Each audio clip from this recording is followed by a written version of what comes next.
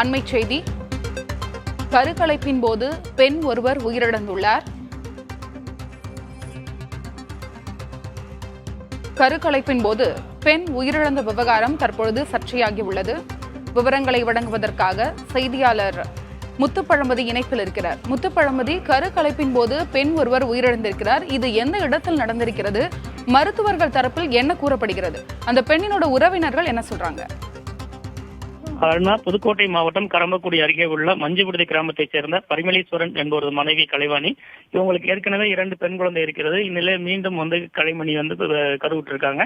அவங்க 4 மாத கர்ப்பிணியாக இருந்த நிலையில தனது வயிற்றில் இருப்பது ஆணா பெண்ணா என்பதை தெரிந்து கொள்ள ஆசைப்பட்டதாகவும் அதற்காக புதுக்கோட்டை மாவட்டம் பொன்னமராவதியில் உள்ள தனியார் மருத்துவமனைக்கு நேற்று முன்தினம் சென்றதாக கூறப்படுகிறது. அங்க பரிசோதித்த மருத்துவர்கள் மீண்டும் அவங்க வயிற்றில் இருப்பது பெண் குழந்தை என்று சொல்லியிருக்காங்க. இதன் பின்னாடி அதாவது இந்த கலைமணியோட அவரது பெற்றோர்கள் நாங்கள் யாரும் போகலன்னு சொல்றாங்க. அவங்களோட பணியாற்றும் சக ஒரு பெண்ணு தான் கூட்டிட்டு போனதாக சொல்றாங்க. அப்போது கருக்கலைப்பு நடத்தல் திட்டமிட்டு நேற்று காலையில் கருக்கலைப்பு நடந்திருக்கு. கருக்கலைப்பின் போது தொடர்ந்து சிகிச்சை அளித்தல அந்த பெண் நேற்று இரவு இறந்திருக்காங்க. இந்த சம்பவம் பெரும் அதிர்ச்சியை ஏற்படுத்தியிருக்கு.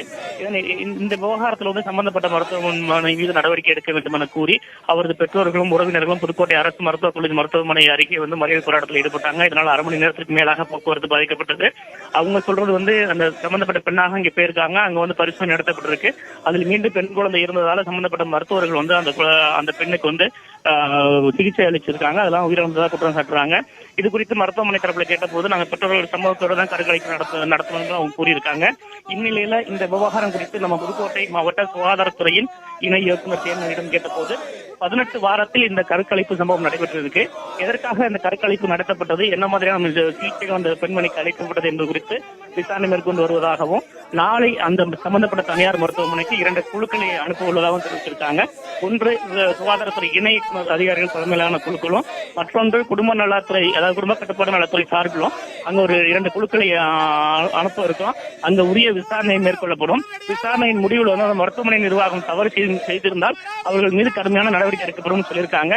இதற்கிடையே தற்போது அந்த பெண்ணுக்கு புதுக்கோட்டை அரசு மருத்துவக் கல்லூரி மருத்துவமனையில பிரேத பரிசோதனை நடைபெற்று வருகிறது. ஆனால் அந்த பெண்ணின் உடலை நாங்கள் வாங்க மாட்டோம், சம்பந்தப்பட்ட மருத்துவமனை மீது நடவடிக்கை எடுக்க வேண்டும், சம்பந்தப்பட்ட மருத்துவரை கைது செய்ய வேண்டும் என தொடர்ந்து போராட்டத்தில் ஈடுபட்டு வர்றாங்க. அருணா, மிகவும் வேதனைக்குரிய விஷயம். 18 வாரத்தில் கருக்கலைப்பு நடந்துள்ளதால் எதற்காக அது நடத்தப்பட்டது என்பது குறித்து, பெண் உயிரிழந்த விவகாரம் குறித்தும் நாளை ஆய்வு நடத்தப்பட இருக்கிறது. உங்களுடைய தகவலுக்கு நன்றி.